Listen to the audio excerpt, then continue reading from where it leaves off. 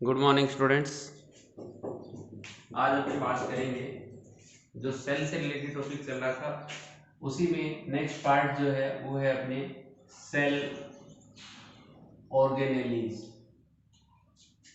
इन्हीं cell organelles की बात करें तो आप लोगों ने बेसिकली सेल ऑर्गेनेलीज को 3 कैटेगरीज में डिवाइड किया था। Double membrane bounded cell organelles, single membrane bounded cell organelles and without membrane cell organelles. इन्हीं से रिलेटेड आज अपने एक double membrane bounded cell organelles की बात कर रहे हैं। और double membrane bounded cell organelles की बात करें तो इसमें आप लोग आज अपने जो डिस्कशन करने वाले हैं वो करेंगे माइटोकॉन्ड्रिया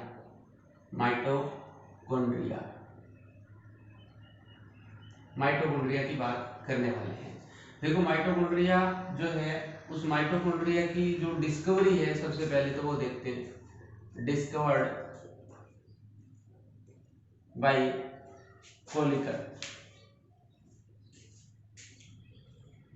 कोलिकर ने डिस्कवर किया इन एनिमल।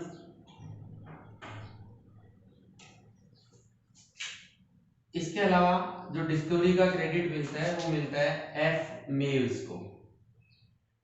इसने इसको डिस्कवर किया था इन प्लांट्स। प्लांट सेल में डिस्कवरी का जो क्रेडिट है वो एफ मेव्स को, और एनिमल्स के लिए जो क्रेडिट है वो किसको जा रहा है? कोलिकर को जा रहा है। इसके अलावा एक साइंटिस्ट था, इसी से रिलेटेड कुछ बातें आ रही है। एक साइंटिस्ट था जिसका नेम था अल्टमान। इस अल्टमान ने माइटोकॉन्ड्रिया को नेम दिया था, नेम बायोप्लास्ट नेम दिया था माइटोकॉन्ड्रिया को अल्टमान ने। इसके अलावा बात करें कि अल्टमान, फ्लेमिंग जो है इनको डिस्कवरी का क्रेडिट है, डिस्कवरी ऑफ माइटोकॉन्ड्रिया जो है दिया जाता है। मतलब माइटोकॉन्ड्रिया की डिस्कवरी कौन से साइंटिस्ट ने की? तो अल्टमान, फ्लेमिंग। वैसे फर्स्ट ऑफ ऑल डिस्कवर किया था किसने? कोलिकर ने एनिमल्स के अंदर, और एफ मेव्स ने प्लांट्स के अंदर। इसके अलावा एक साइंटिस्ट था सी बेंडा।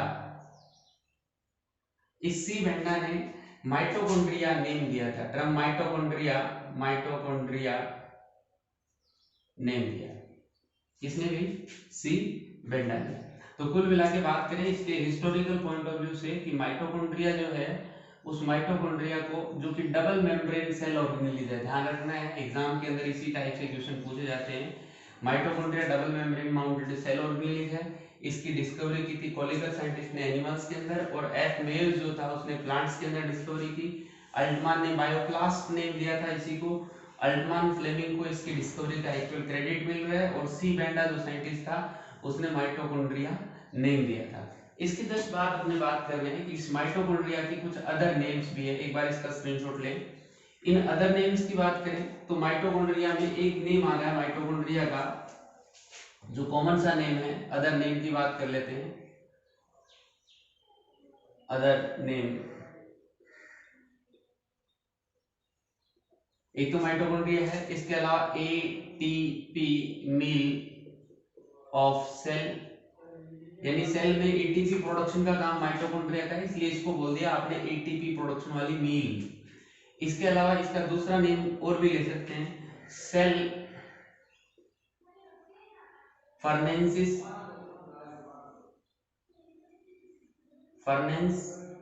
Cell furnace. मतलब फर्नेंस का मीनिंग होता है भट्टी,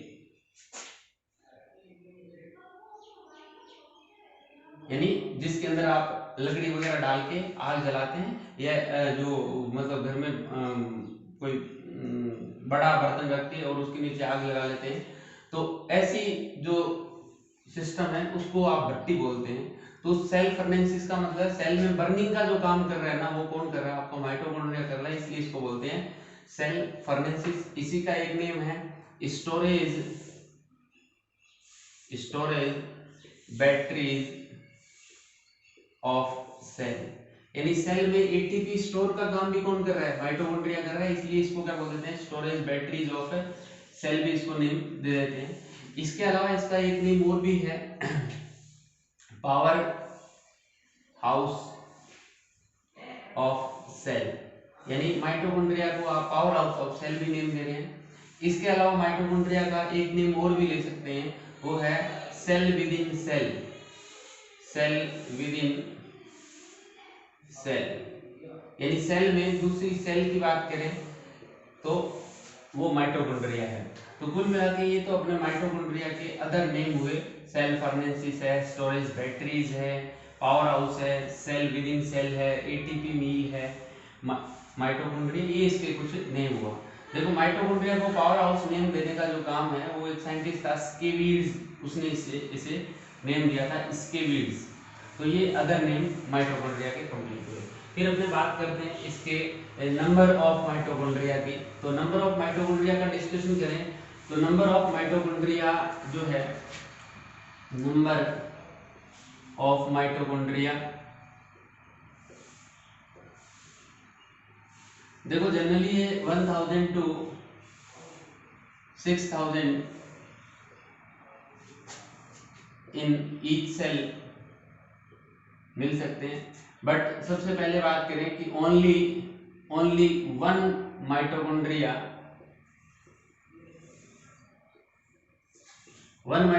मिलता है आपका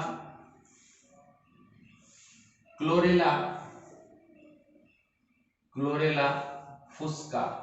ये एल्गी है, इस एल्गी में आप लोगों को वन माइटोकॉन्ड्रिया मिल रहा है। इसके अलावा माइक्रोएस्ट्रिस जो है उसके अंदर भी माइक्रोएस्टेरिस जो है उसके अंदर भी अपने को वन माइटोकॉन्ड्रिया मिल रहा है। इसके अलावा मैक्सिमम माइटोकॉन्ड्रिया यानी 5 लाख माइटोकॉन्ड्रिया जो है इन चाओस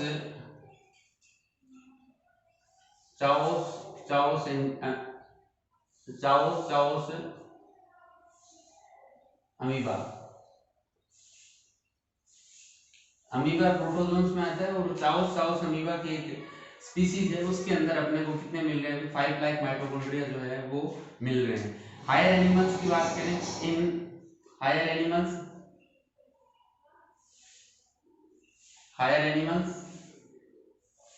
एनिमल्स में जो फ्लाइट मसल्स होती है, फ्लाइट मसल्स ऑफ बर्ड्स जो है, उन फ्लाइट मसल्स ऑफ बर्ड्स में आप लोगों को सबसे ज्यादा माइटोकॉन्ड्रिया मिल रहा है। देखो अब ये तो क्लियर हो गया ना अपने को कि माइटोकॉन्ड्रिया जो है वो सेल का पावर हाउस है, और पावर हाउस होने की वजह से इसको मतलब जब भी सेल को रिक्वायरमेंट होगी एनर्जी की तो प्रोवाइड कौन कराएगा, अभी माइटोकॉन्ड्रिया जो है वो एनर्जी प्रोवाइड करने का काम करेगा। माइटोकॉन्ड्रिया एनर्जी प्रोवाइड करने का वर्क करेगा, इसका मतलब उन ऑर्गन्स में माइटोकॉन्ड्रिया की नंबर जो है वो ज्यादा मिलेगी एज कंपेयर टू उन ऑर्गन्स के जिनमें फंक्शन कम होते हैं, यानी जिनका फंक्शन ज्यादा होगा या जो सबसे ज्यादा एक्टिव ऑर्गन होंगे उनके अंदर नंबर ऑफ माइटोकॉन्ड्रिया ज्यादा होंगे, और जो लेस एक्टिव या पार्शियली एक्टिव ऑर्गन्स होंगे उनके अंदर माइटोकॉन्ड्रिया की नंबर जो है वो कम मिलेंगे। प्लांट्स में जो है नंबर ऑफ माइटोकॉन्ड्रिया लेस होते हैं as compare to animals, high in animals as compare to plants, यानी प्लांट्स के कंपैरिजन में माइटोकॉन्ड्रिया की नंबर जो है वो एनिमल्स में ज्यादा होती है। तो ये अपने कुछ इनकी माइटोकॉन्ड्रिया की नंबर से रिलेटेड जो है टॉपिक डिस्कशन किया कि नंबर ऑफ माइटोकॉन्ड्रिया जो है वो कौन सी सेल में कितने मिलने वाले हैं। इसका एक स्क्रीनशॉट लें, इसके बाद अपने बात करते हैं structure of mitochondria. Structure of mitochondria जो है, तो माइटोकॉन्ड्रिया को आप बता रहे हैं कि ये double membrane bounded cell organelles है। Structure of mitochondria, structure of mitochondria में बात करें तो आपने पहला पॉइंट तो ये लिख दिया कि double membrane bounded cell organelle है, double membrane bounded cell organelle है। तो एक बार इसका डायग्राम जो है वो अपने देख लें, डायग्राम से ही सब कुछ एक्सप्लेन कर लेंगे अपने। डबल मेम्ब्रेन में ये आउटर मेम्ब्रेन माइटोकॉन्ड्रिया की, और इसकी इनर मेम्ब्रेन जो है वो इस टाइप से ड्रॉ कर रहा हूं मैं। इनर मेम्ब्रेन जो होती है उसमें फिंगर लाइक प्रोजेक्शंस होते हैं इनसाइड, और इन्हीं फिंगर लाइक प्रोजेक्शंस को आप लोग नेम देते हैं क्रिस्टी।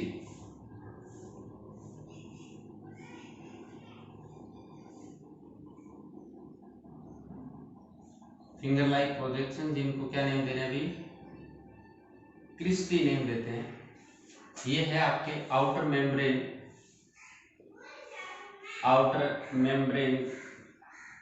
Of mitochondria.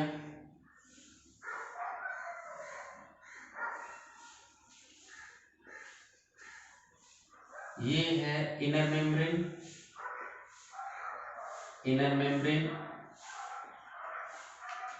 ये बोथ मेम्ब्रेन के बीच का जो स्पेस है इसको बोलते हैं पेरी माइटोकॉन्ड्रियल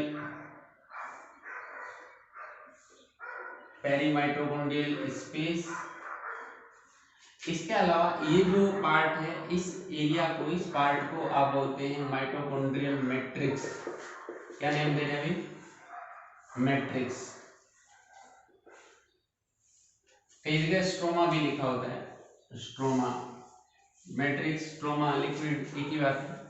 इस मैट्रिक्स पार्ट में आप लोगों को कुछ अलग अलग जो स्ट्रक्चर्स है वो मिलने वाली है। ये आपको मिलने वाला है डीएनए, माइटोकॉन्ड्रियल, मैं माइटोकॉन्ड्रिया को शॉर्ट में एमटी लिख रहा हूँ, माइटोकॉन्ड्रियल डीएनए। इसके अलावा इसी एरिया में अपने को मिलने वाला है आरएनए, माइटोकॉन्ड्रियल आरएनए। इसके अलावा इसमें अपने को राइबोसोम और मिलेंगे।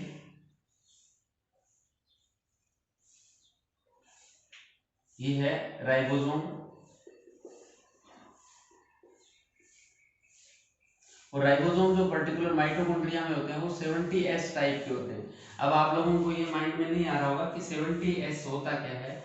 ये एक यूनिट है, स्वेडबर्ग यूनिट है, जिसने सेडिमेंटेशन कोफिशिएंट के बेस पे इसको आइसोलेट किया था। तो जो 70S है, ETS जो है, इन 70-80 के भी फर्दर टाइप है, जो अपने नेक्स्ट टॉपिक जो लेंगे नेक्स्ट टाइम, जो राइबोसोम की बात करेंगे, उस राइबोसोम में इनका प्रॉपर डिस्कशन करेंगे। एक बार अपने को ये याद रखना है कि माइटोकॉन्ड्रिया में जो राइबोसोम्स मिलते हैं वो कौन से होते हैं अभी, 70S टाइप के होते हैं, और 70S टाइप के राइबोसोम ही अपने को मिलते हैं प्रोकैरियोटिक सेल्स में। इसी वजह से माइटोकॉन्ड्रिया का जो पार्शियली जो लिंक है वो प्रोकैरियोटिक सेल की तरह से इसको माना जाता है। इसके अलावा बात करें इस माइटोकॉन्ड्रिया में, तो अपने को और क्या चीज इसमें मिलने वाली है, राइबोसोम आ गए, आरएनए आ गया, डीएनए आ गया। इसके अलावा इसमें डिफरेंट टाइप्स ऑफ एंजाइम्स जो है वो भी अपने को मिलने वाले हैं।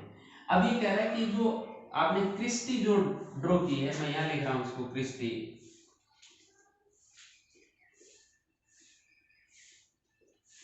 की बात करें, इन्हीं क्रिस्टी पे, या यूं मान लें कि माइटोकॉन्ड्रिया की इनर मेम्ब्रेन पे स्मॉल पार्टिकल्स प्रेजेंट होते हैं, बल्ब लाइक पार्टिकल्स प्रेजेंट होते हैं। जैसे मैं ड्रॉ कर रहा हूँ, सारे पे ड्रॉ नहीं करूंगा, आप लोग उसको अरेंज करें। मैं आपको बता देता हूँ कि किस टाइप से इनकी अरेंजमेंट जो है वो अपने को इनर मेम्ब्रेन पे मिलने वाली है।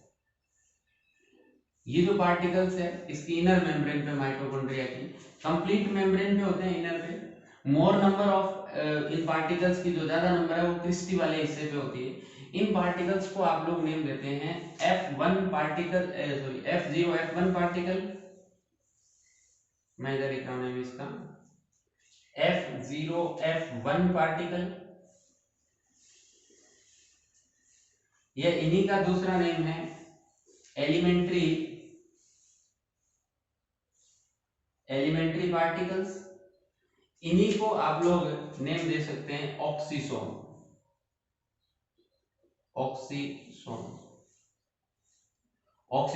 F0 F1 पार्टिकल्स, या एलिमेंट्री पार्टिकल्स भी इनको नेम दे रहे हैं, एलिमेंट्री पार्टिकल्स।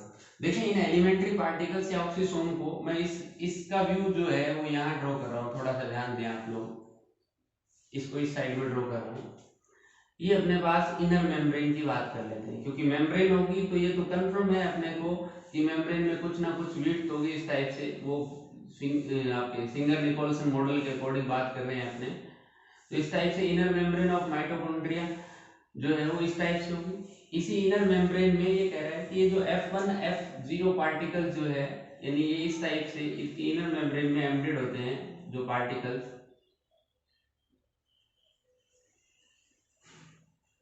ये आपका F0 पार्ट हुआ इसका, F0 जो मेम्ब्रेन में बाउंडेड है, और ये जो आउटर पार्ट है इसको बोलते हैं F1।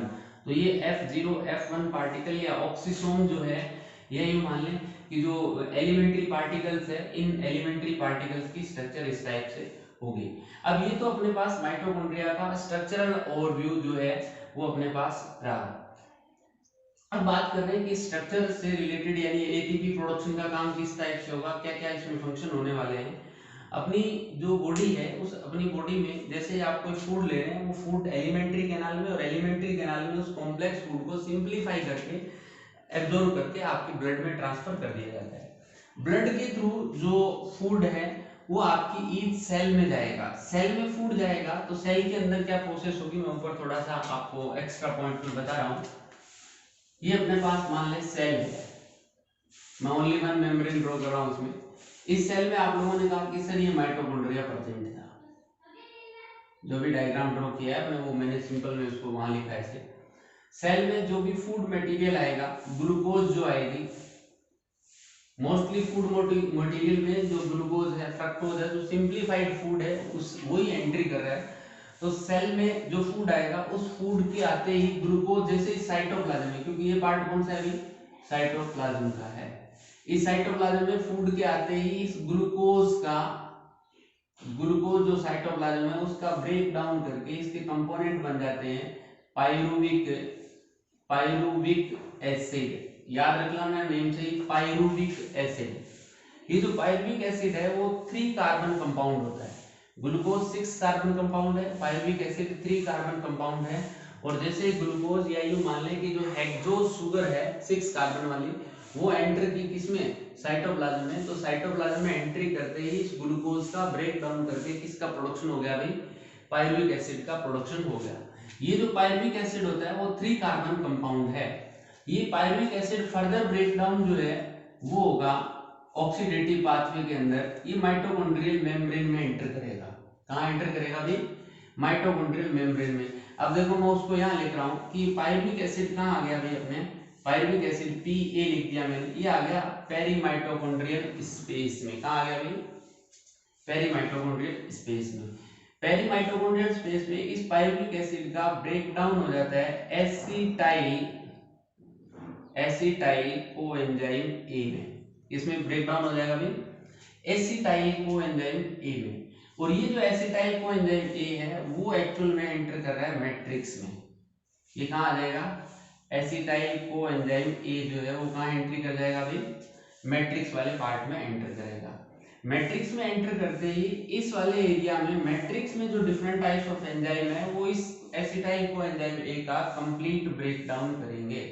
और कंप्लीट ब्रेक डाउन करेंगे तो इससे प्रोडक्शन हो जाएगा CO2 का, प्लस में एनर्जी प्रोड्यूस होगी। अब एनर्जी प्रोड्यूस होगी या फिर एनर्जी के पाउच जो है जिनको आप NADH2 या FADH2 मॉलिक्यूल जो है वो नेम दे रहे हैं, ये NADH2 या FADH2 मॉलिक्यूल प्रोड्यूस होंगे।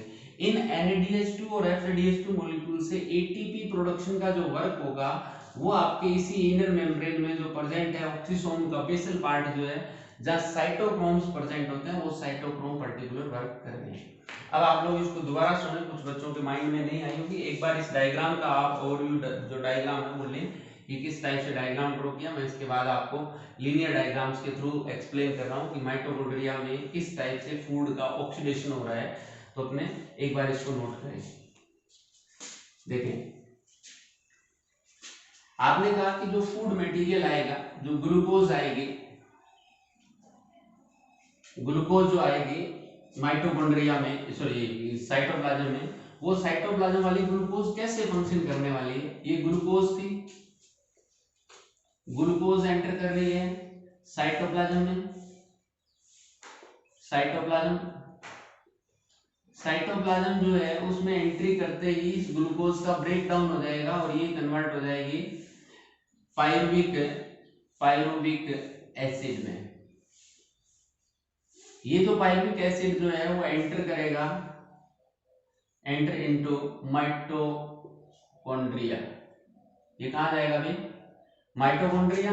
और माइटोकॉन्ड्रिया में आते ही आपका जो पाइरुविक एसिड है उस वो कन्वर्ट हो जाएगा एसिटाइल कोएंजाइम ए में। एसिटाइल कोएंजाइम ए में कन्वर्ट हो जाएगा। देखो ग्लूकोज साइटोप्लाज्म, एंट्री साइटोप्लाज्म में, ब्रेक डाउन हुआ पाइरुविक एसिड, यानी फर्स्ट ये था, सेकंड प्रोडक्ट बन गया आपका पाइरुविक एसिड। और माइटोकॉन्ड्रिया में जैसे एंटर किया ये आपका थर्ड प्रोडक्ट बन गया एसिटाइल कोएंजाइम ए। और इस एसिटाइल कोएंजाइम ए का आप कंप्लीट ब्रेक डाउन करवा देंगे, यानी कंप्लीटली ब्रेक डाउन करवा देगा माइटोकॉन्ड्रिया का जो मैट्रिक्स है इन माइटोकॉन्ड्रियल मैट्रिक्स। माइटोकॉन्ड्रियल मैट्रिक्स में इसका कंप्लीट ब्रेकडाउन होगा और कंप्लीट ब्रेकडाउन होते ही इससे प्रोड्यूस हो जाएगा CO2 प्लस में एनर्जी। ये जो एनर्जी है वो मोस्टली प्रोड्यूस होती है इन द फॉर्म ऑफ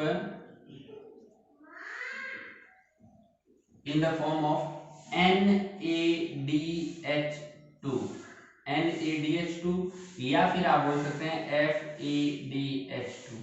आप लोग एक छोटा सा हाइपोथेसिस देखें, मान लो आपको कोई एनर्जी दे रहा है, कोई करेंसी दे रहा है, वो करेंसी या तो आप लोगों को नगद दे देगा यानी पैसे की फॉर्म में दे देगा, या आपको चेक दे देता है। तो ये आप यूं मान लो कि ये NADH2 या FADH2 मॉलिक्यूल इन फ्यूचर अपने इनका डिटेल भी करेंगे कि निकोटिनामाइड डाई न्यूक्लियोटाइड हाइड्रोजन जो है या फ्लेविन एडेनिन डाई न्यूक्लियोटाइड जो है वो होते क्या है, ये इन फ्यूचर अपना डिस्कशन करेंगे।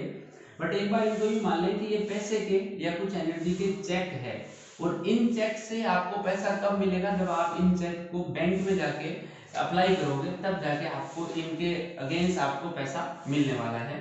तो ये जो NADH2 मॉलिक्यूल है या FADH2 मॉलिक्यूल है, ये जाते हैं आपके inner membrane of mitochondria. Mitochondria की इनर मेम्ब्रेन में एंट्री करेंगे कौन भाई? ये जो आपके एनर्जी के चेक थे, पाउच थे, और ये पाउच इनर मेम्ब्रेन में एंटर करेंगे। तो इनर मेम्ब्रेन क्या करती है? इनर मेम्ब्रेन में साइटोक्रोम का स्पेसिफिक सिस्टम होता है जिसको बोलते हैं इलेक्ट्रॉन ट्रांसपोर्ट सिस्टम, ETS। क्या बोलते हैं भाई? ETS। मैं इधर लिख रहा हूँ ETS की फुल फॉर्म। ETS यानी इलेक्ट्रॉन ट्रांसपोर्ट सिस्टम। ये प्रेजेंट कहाँ होता है अभी? इन इनर मेम्ब्रेन ऑफ माइटोकॉन्ड्रिया। यानी माइटोकॉन्ड्रिया जो है उसकी इनर मेम्ब्रेन में आपको स्पेसिफिक साइटोक्रोम्स का सीक्वेंस मिल रहा है जिसको बोल रहे हैं आप इलेक्ट्रॉन ट्रांसपोर्ट सिस्टम। और इसी इलेक्ट्रॉन ट्रांसपोर्ट सिस्टम में ये जो एनर्जी के पाउच थे, NADH2 या FADH2 मॉलिक्यूल जो थे, उनका कंप्लीट ऑक्सीडेशन करके ATP का production in which ATP are produced from NADH2 और FADH2। इन मॉलिक्यूल से किसका प्रोडक्शन कर दिया जाएगा अभी? ATP का प्रोडक्शन, और वो ATP वापस माइटोकॉन्ड्रियल मैट्रिक्स में जाके स्टोर हो जाएंगे। तो आप लोग ये कह सकते हैं कि माइटोकॉन्ड्रिया जो है उसका मेन फंक्शन, क्योंकि ग्लूकोज का ब्रेक डाउन कर रहे हो, यानी माइटोकॉन्ड्रिया के फंक्शन में बात करें तो ये है ऑक्सीडेशन का वर्क कर रहा है। और ये ऑक्सीडेशन भी जिन ऑर्गेनिजम्स में माइटोकॉन्ड्रिया प्रेजेंट है मोस्टली एरोबिक रेस्पिरेशन कर रहे हैं। तो ऑक्सीडेटिव जो फॉस्फोराइलेशन बोलते हैं, या जो ऑक्सीजन की प्रेजेंस में ऑक्सीडेशन का जो काम करने वाला है, वो काम कौन करेगा? माइटोकॉन्ड्रिया जो है वो करेगा। फूड का कंप्लीट ब्रेक डाउन करने का काम कौन करेगा? माइटोकॉन्ड्रिया करेगा। तो माइटोकॉन्ड्रिया एक डबल मेम्ब्रेन सेल ऑर्गेनेलिज है, डबल मेम्ब्रेन से बाउंडेड सेल ऑर्गेनेलिज है। आउटर इनर मेम्ब्रेन की बात की आप लोगों ने। फिर अपने कुछ एक्स्ट्रा पॉइंट के पॉइंट से देखें कि total mitochondria within a cell जो है उनको आप लोग कॉन्ड्रियोम्स भी नेम दे सकते हैं। और इसके अलावा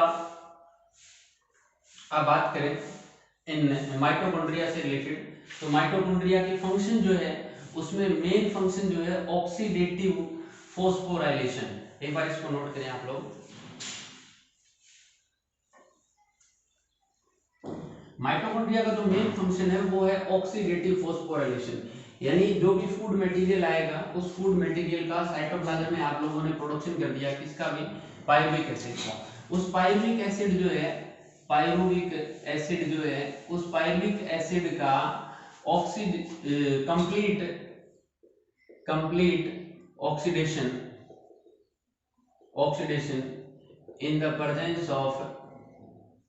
in the presence of oxygen, ये काम जो करेगा वो कौन करेगा आपको, वो mitochondria in mitochondria,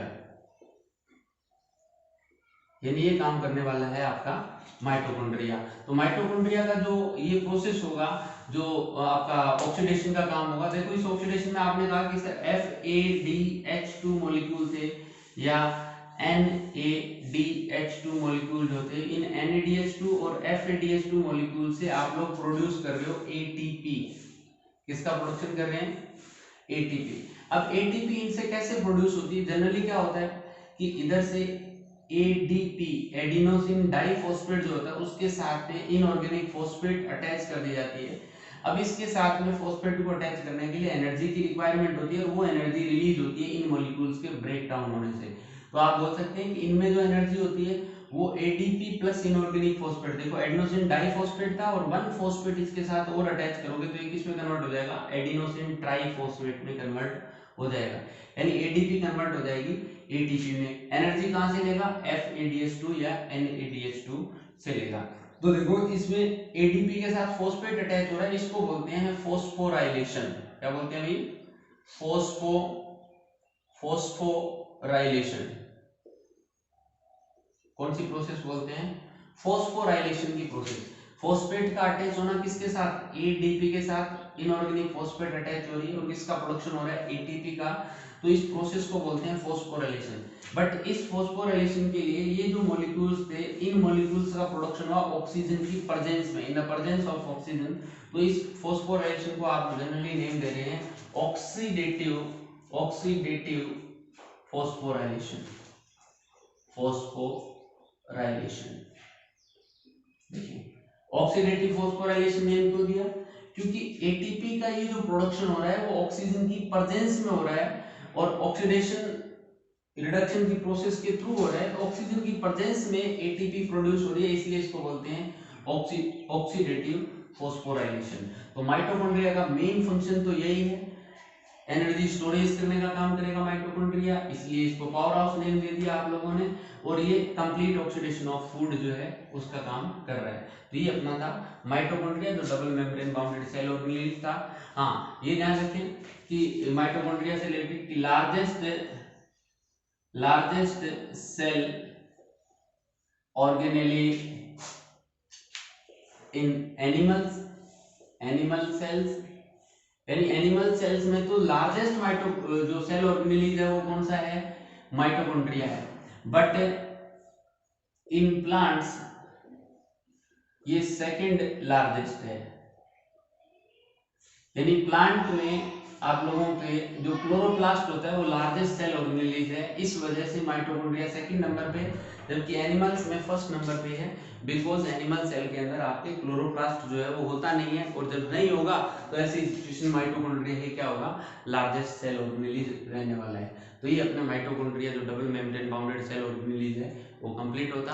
next topic अपने लेंगे क्लोरोप्लास्ट। Thank you.